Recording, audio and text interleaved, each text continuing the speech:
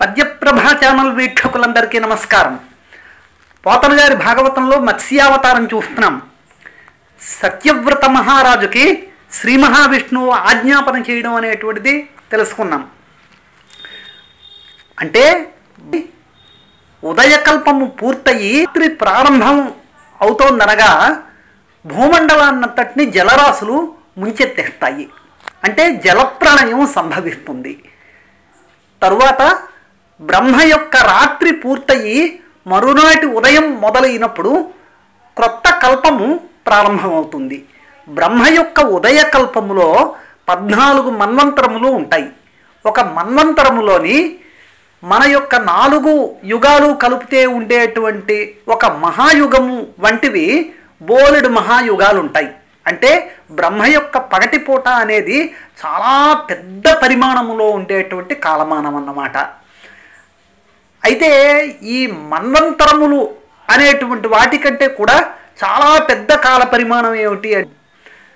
ఈ కల్పాలకి మన్వంతరాలకి కూడా పేర్లు ఉన్నాయి. ఇప్పుడు మనకి నడుస్తూ ఉండేటువంటి మన్వంతరము వైవస్వత మన్వంతరము. అందుకే ప్రతిరోజు సంకల్పంలో వైవస్వత మన్వంతరే అని చెప్పి చెప్పుకుంటూ ఉంటాం. అయితే కల్పాలకి కూడా పేర్లు ఉన్నాయి. ఇప్పుడు మనకు నడుస్తూ ఉండేటువంటి కల్పం ఏమిటంటే శ్వేతవరాహ కల్పము. అందుకే శ్వేతవరాహ కల్పే వైవస్వత మన్వంతరే ఇమే అష్టావింశతి కలియుగే ప్రథమ పాదే అని చెప్పి ప్రతిరోజు సంకల్పం చేసుకుంటూ ఉంటాం. అసలు బ్రహ్మ యొక్క పగటి కల్పం పూర్తయిన తరువాత రాత్రి అవుతోంది అనగా భూమండలాన్ని పూర్తిగా సముద్రాలు ముంచెత్తేస్తున్నాయి. అంటే అక్కడ ఏమవుతోంది? భూమి మీద నుండేటువంటి జలరాశి అంతా కూడా భూమి మీద నుండే ప్రాణికోటి అంతా కూడా నశించేస్తుందన్నమాట. భూమి మీదే ఇంకా లేకుండా మొత్తం సముద్రాలు ముంచెత్తేస్తున్నాయి అంటే అక్కడ అర్థం నీటిలో ఉండేటువంటి ప్రాణులు మాత్రం మళ్ళీ బ్రతికి ఉంటాయని మనం తెలుసుకోవాలి. అంటే ఒక పెద్ద ప్రళయం వస్తుంది అంటే అది జలప్రళయము కనుక జలరాశులన్నీ కూడా జలచరాలన్నీ కూడా అక్కడ బ్రతికి ఉంటాయన్నమాట. ఇంకా భూమి మీద ఉండేటువంటి భూచరాలు మాత్రము పూర్తిగా నశించి వేసేస్తాయి. మరి అలాంటి సమయంలోని బ్రహ్మ యొక్క రాత్రి పూర్తయి మరునాటి ఉదయం మొదలైనప్పుడు కొత్త కల్పం ఎప్పుడైతే ప్రారంభమైందో అప్పుడు ఈ సముద్రాలన్నీ మళ్ళీ యథాస్థానానికి వచ్చి చెలియల కట్టలు దాటకుండా ఉండేటట్లుగా అయితే అప్పుడు భూభాగం మళ్ళీ బయలుపడుతుంది. బాగానే ఉంది.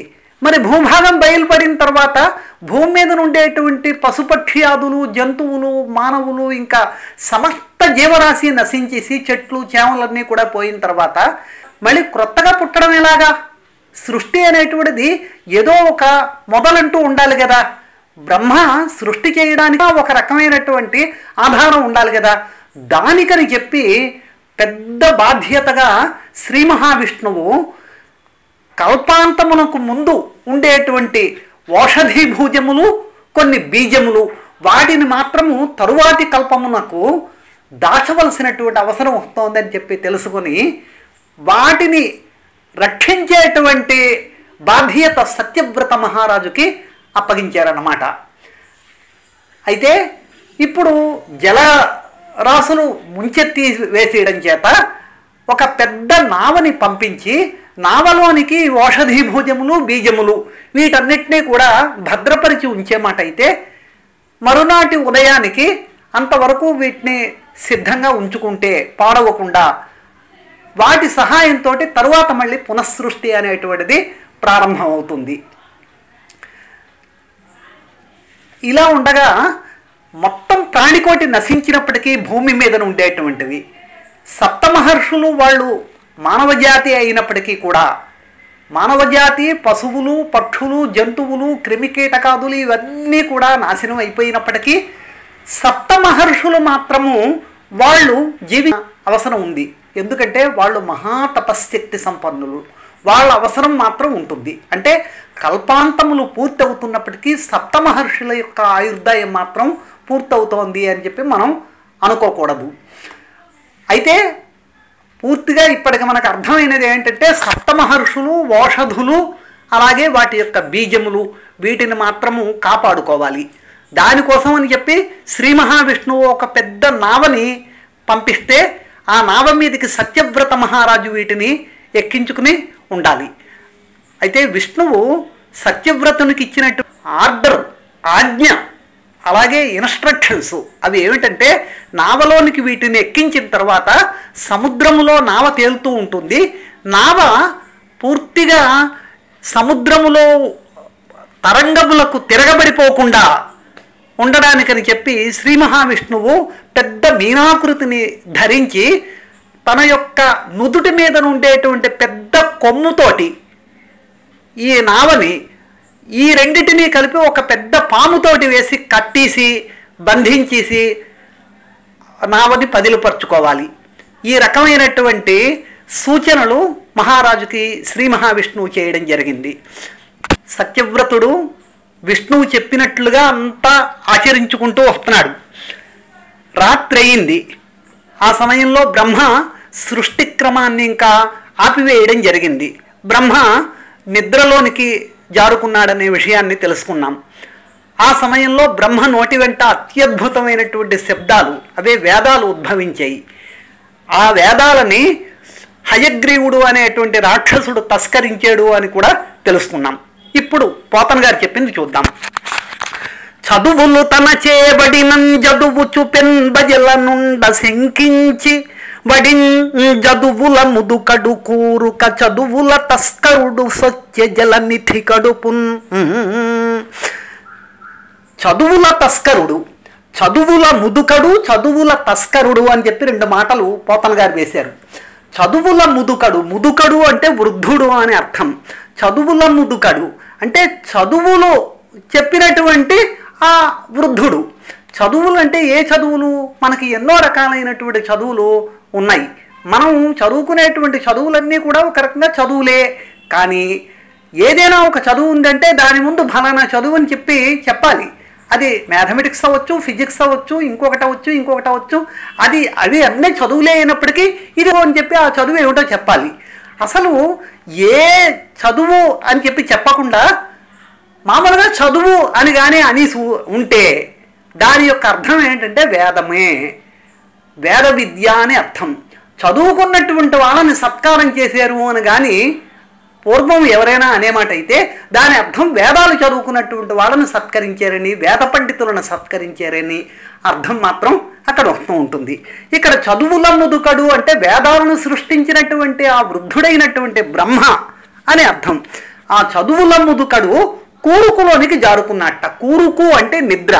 ఈ కూరుకు అనేటువంటి చక్కటి తెలుగు మాట కాలక్రమేణా మన నోళ్లలో పడి అది కునుకు అని మారింది.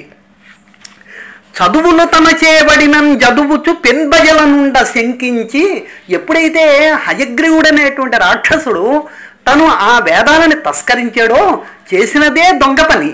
మరి బాహాటంగా ఆ వేదాలని ఒక దగ్గర కూర్చుని ఎలా చదువుకుంటూ ఉండగలడు? తనని ఎవరైనా చూస్తారేమో, చంపేస్తారేమో అనేటువంటి భయం తనకు ఉంటుంది కదా. దొంగ అనేటువంటి వాడు పడుతూనే ఉంటాడు. అందులోకి సామాన్యమైన వాటిని దొంగిలించలేదు. బ్రహ్మ ముఖము నుండి వచ్చినటువంటి వేదాలనే తను దొంగిలించాడు. మరి అలాంటి వాడు తన ప్రాణరక్షణార్థము ఈ వేదాలని తన దగ్గర పదిలపరుచుకోవడానికి అనే తను సముద్రంలోనికి దాంకుని వెళ్ళిపోయాడు. ఇప్పుడు శ్రీ మహావిష్ణువుకి మత్స్యావతారం యొక్క ప్రయోజనము ఒకటి దృష్టిలో పెట్టుకుని ఈ అవతారం ఎత్తగా ఇప్పుడు క్రొత్త చిక్కు ఒకటి వచ్చి పడింది. అంటే ఒక కల్పము పూర్తయి వేరో కల్పం ప్రారంభం అవుతూ ఉండేటప్పటికీ పాతకల్పం యొక్క ఆనవాళ్ళు, ఓషధులు, వాటి యొక్క విత్తనాలు, సప్తమహర్షులని తరువాతి కల్పమునకు క్యారీ ఫార్వర్డ్ చేయవలసినటువంటి అవసరం, ఆ బాధ్యత విష్ణువు తీసుకుని ఉండగా దానితో పాటుగా వేదాలని తస్కరించినటువంటి హయగ్రీవుణ్ణి సంహరించి మళ్ళీ వేదాలని వెనక్కి తీసుకురావడం అనేటువంటిది ఇది ఒక పెద్ద బృహద్భారం అవుతోందన్నమాట. ఇది ఊహించినటువంటిది. మొట్టమొదట్లో ఊహించినటువంటి కృత్యం ఇప్పుడు ఊహించని బాధ్యత విష్ణువు మీద ఎక్కువగా పడింది. తక్కినటువంటి వాళ్ళు ఎవరికి ఇంతలాగా తెలియలేదు. ఇట్లు వేదంబు దొంగిలి దొంగరక్కసుండు మున్నీట మునింగిన వాని జయింపవలసియు మ్రానుదేగల యందు విత్తనంబుల పొత్తలు పెన్నీట నాని సెడకుండా మనుపవలసియు ఎల్ల కార్యంబులకు గావలియగున పురుషోత్తముండు ఆ పెనురేయి చొరుదరుల యందు. అంటే ఇక్కడ వేదాలని తిరిగి తీసుకురావడము, హయగ్రీవుని సంహరించడము, అలాగే ఓడలో పెట్టినటువంటి ఓషధులు, ఈ విత్తనాలు, వీటన్నిటినీ కూడా సముద్రంలో పడిపోయి నానిపోతే మళ్ళీ అవి తరువాతి కల్పంలో మొలకెత్తకపోతే చాలా సమస్య అయిపోతుంది. అందువలన అవి నీటికి నానకుండా చూసుకోవాలి. మళ్ళీ సముద్రంలోనికి దాంకుని వెళ్ళిపోయినటువంటి హయగ్రీవుడి దగ్గర వేదాలను తీసుకుని హయగ్రీవుని సంహరించాలి. ఈ బాధ్యతని విష్ణువు తీసుకుంటూ కొంచెం కత్తి మీద సామ అవుతోంది. అందువలన విష్ణువు తన యొక్క అవతారాన్ని ప్రారంభం చేస్తున్నారు. కురుగరులు వలుధమీసలు చిరుతోకయు పసిడి యొడలు సిరిగల పొడలు నిరిమొగము నొక్క కొమ్మును మిరుచూ ఊపులు గలిగి విభుడు మీనంబయ్యన్. విభుడు మీనంబయ్యన్. విభుడు అంటే ఆ శ్రీ మహావిష్ణువు మీనా ధరించాడు. ఆ మీనాకృతి ఏ రకంగా ఉంది అనేది పోతన గారు చాలా చక్కగా వర్ణిస్తున్నారు. కురుగరులు వలుధమీసలు. గరులు అంటే రెక్కలు. కురుగరులు చిన్న చిన్న రెక్కలు ఉన్నాయట. అంటే చేపకి కుడి పక్కన ఎడం పక్కన చిన్న చిన్న రెక్కల్లా ఉంటాయి. అవి చేతులను ఆడిస్తున్నట్లుగా ఉంటాయి. అవి కురుగరులు వలుధమీసలు. మీసాలు చాలా పెద్ద పెద్దగా ఆ చేపకు ఉన్నాయట. చిరుతోకయు. తోక చాలా చిన్న తోకగా ఉన్నది. అలాగే పసిడి యొడలు. శరీరం అంతా కూడా బంగారు రంగులో మెరిసిపోతోంది. సిరిగల పొడలు. చాలా అందమైనటువంటి మచ్చలు ఆ చేప మీద ఉన్నాయి. నెరిమొగము. అందమైనటువంటి ముఖము. ఒక్క కొమ్మును. అంటే చేప యొక్క నుదుటి మీద ఒక బలిష్టమైనటువంటి కొమ్ము ఒకటి ఉన్నది.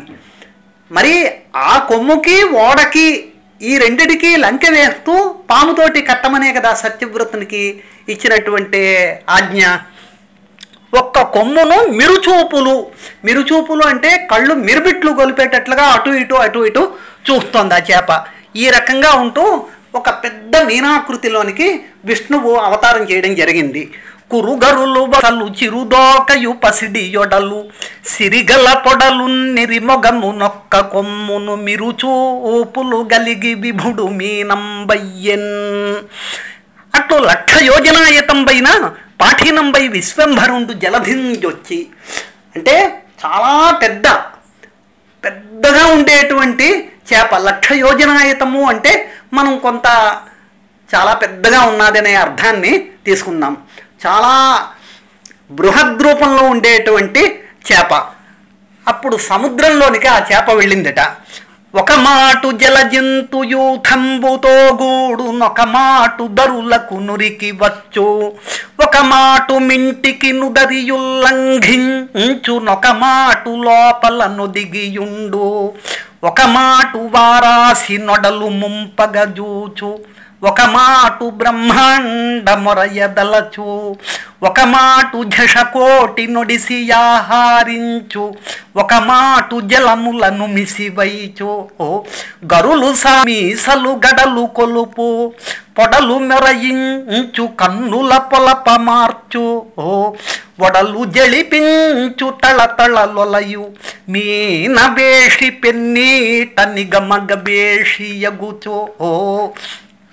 మీనవేషి అంటే మీనము యొక్క వేషము ధరించినటువంటి విష్ణువు పెన్నీట నిగమగవేషి యగుచు. పెన్నీరు. పెన్నీరు అంటే పెద్ద నీరు, అంటే ఆ మహాసముద్రము. దాంట్లోని నిగమగవేషి యగుచు. గవేషి అంటే వెదుకుతూ ఉండేవాడని. నిగమగవేషి ఏమిటి వెతుకుతున్నాడు ఇక్కడ విష్ణువు అంటే నిగమములు అంటే వేదములు వెతుకుతున్నవాడయి ఆ విష్ణువు ఈ పనులు చేస్తున్నట్ట. అంటే అంత పెద్ద చేపగా ఉండి సముద్రంలోనికి వెళుతూ ఏ రకంగానట ఒక మాటు జలజంతుయూథంబుతో గూడు నొక మాటు దరులకు నురికి వచ్చు. జామన సముద్రంలోనికి వెళ్ళి సముద్రంలో ఉండేటువంటి జలచరాలతోటి ఈదుతూ ఉండడం. ఒక్కసారి మళ్ళీ వేగంగా ఒడ్డు దగ్గరకు వస్తూ ఉండడం. ఒక మాటు మింటికి నుదరి ఉల్లంఘించు. సముద్రంలో నుండి చాలా వేగంగా గాలిలోనికి ఎగురుతూ ఉండడం, మళ్ళీ సముద్రంలో పడుతూ ఉండడం. ఒక మాటు లోపల నొదిగి ఉండు. ఒక్కొక్క సమయంలో సముద్రం లోతుకు వెళ్ళిపోతూ ఉండడం. ఒక మాటు వారాసి నొడలి ముంపగా జూచు. సముద్రాన్ని తన యొక్క బృహద్రూపంతో అల్లకల్లోలం చేస్తూ ఉండడం. ఒక మాటు బ్రహ్మాండ మొరయ్య దలచు. మళ్ళీ గాలిలోనికి ఎగురుతూ ఉండడం. ఒక మాటు జషకోటి నొడిసి యాహారించు. సముద్రంలో ఉండేటువంటి చిన్న చిన్న చేపలను ఒక్కసారి ఆ నీటితోటి సహా మింగివేసేస్తూ ఉండడం. ఒక మాటు జలములను మిసివైచు, ఒక్కొక్క సమయంలో నోట్లో ఉండేటువంటి ఆ నీటినంతటిని కూడా మళ్ళీ ఉమ్ముతూ ఉండడము. గరులు సారించు మీసలు గడలు కొలుపు, రెక్కలాడిస్తూ ఉండడము, మీసాలను అటు ఇటు కదుపుతూ ఉండడము. పొడలు మెరయించు కన్నుల పొలప మార్చు, వడలు జళిపించు తళతళలొలయు, శరీరాన్ని తళతళలాడిస్తూ ఉండడము. ఇప్పుడు మామూలుగా మనం చిన్న ఆక్వేరియంలో ఒక చేప యొక్క ప్రవర్తనను చూస్తూ ఉంటేనే మనకి చాలా ముచ్చట వేస్తూ ఉంటుంది. అలాంటిది భూభాగం అనేది కనిపించకుండా మొత్తం మహాసముద్రాలు ముంచేసినటువంటి సమయంలో ఆ సముకి సాక్షాత్తు విష్ణువు మత్స్యావతారం ధరించి బృహద్రూపంలో ఉన్నప్పుడు తిరుగుతూ ఉంటే దాన్ని మనం ఊహించుకునే తరించాలి. ఇది ఈ రకంగా విష్ణువు మీనావతారంలో ఉండగా సత్యవ్రత మహారాజు విష్ణువుని ధ్యానించుకుంటూ ఉంటున్నాడు. అంతకుమున్న సత్యవ్రతుండు వంబులు మహీవలయంబు ముంచున అవసరంబున భక్తపరాధీనుండగు హరిందలంచుచుండ నారాయణ ప్రేరిత యొక్క నావ వచ్చినంగనుంగొని. సత్యవ్రత మహారాజు తను ఔషధులు విత్తనాలు వీటన్నిటినీ సిద్ధం చేసుకున్నాడు. సప్తమహర్షులు దగ్గర ఉన్నారు. ఆ సమయంలో విష్ణువు చెప్పినట్లుగా ఒక పెద్ద ఓడ తన దగ్గరకు వచ్చింది. ఆ ఓడలోనికి వీటన్నిటిని కూడా ఎక్కించి సప్తమహర్షులను కూడా తీసుకుని వెళ్ళాడు. చని సత్యవ్రతమేదిని దయితుడో జంబూని మ్రాందీగ పెక్కులు నాభపై నిడి హరిధ్యానంబుతో దానిపై ముని సంఘంబులు తాను నెక్కి బెరతో మున్నీటిపై దేలుచున్ గనియన్ ముందట భక్తలోక హృదలంకర్మీణమున్మీనమున్. ముందు నావ వచ్చింది. నావలోనికి సప్తమహర్షులని ఓషధులని విత్తనాల్ని ఎక్కించడం అయింది. మేదినీ దయుతుడు ఓజంబోని. ఓజ అనేది పూర్తిగా తెలుగు మాట. దీని యొక్క అర్థం ఏమిటంటే ఆజ్ఞ. విష్ణువు యొక్క ఆజ్ఞని శిరసావహించి ఈ మాంతీగలు విత్తనాలు వీటన్నిటినీ ఆ నావలోనికి ఎక్కించేసి సప్తమహర్షులు కూడా ఎక్కిన తరువాత విష్ణువుని ధ్యానించుకుంటూ ఉన్నాడు. మున్నీటిపై తేలుచున్. మున్నీరు అంటే సముద్రం అని అర్థం. పాల మున్నీరు అన్నామంటే పాల సముద్రం అని అర్థం. సాధారణంగా వాడుతూ ఉంటారు. కన్నీరు మున్నీరుగా విలపించడం అయింది అని. అక్కడ మున్నీరు అంటే సముద్రము, కన్నీరు మున్నీరుగా అంటే ఏడుస్తూ ఉంటే వచ్చినటువంటి కన్నీరు ఒక సముద్రం అంత అయిపోయింది అంటే చాలా ఎక్కువగా బాధపడుతూ ఏడిచారు అనేటువంటి అర్థం అక్కడ స్ఫురిస్తూ ఉంటుంది. మున్నీటిపై గనియన్. నావ మీద వీటన్నిటినీ ఎక్కించిన తర్వాత మహర్షులు ఎక్కిన తర్వాత సత్యవ్రత మహారాజు విష్ణువుని ధ్యానిస్తూ ఉండగా అప్పుడు మహామత్స్యం అనేటువంటిది తన దగ్గరికి రావడాన్ని ఆ మహారాజు చూశాడు. భక్తలోక హృదలంకర్మీణమున్ మీనమున్. మామూలు మీనము కాదు అది. ఆ మీనం ఎలాంటిది అంటేనట పోతన గారు చెప్పిన మంచి ప్రయోగం. భక్తలోక హృదలంకర్మీణమున్.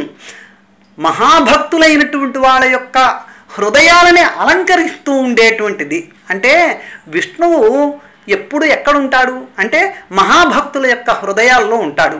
అంటే మహాభక్తుల యొక్క హృదయాలని అలంకరించినటువంటి విష్ణువుని మీనావతారంలో అక్కడ సత్యవ్రత మహారాజు చూశాడన్నమాట.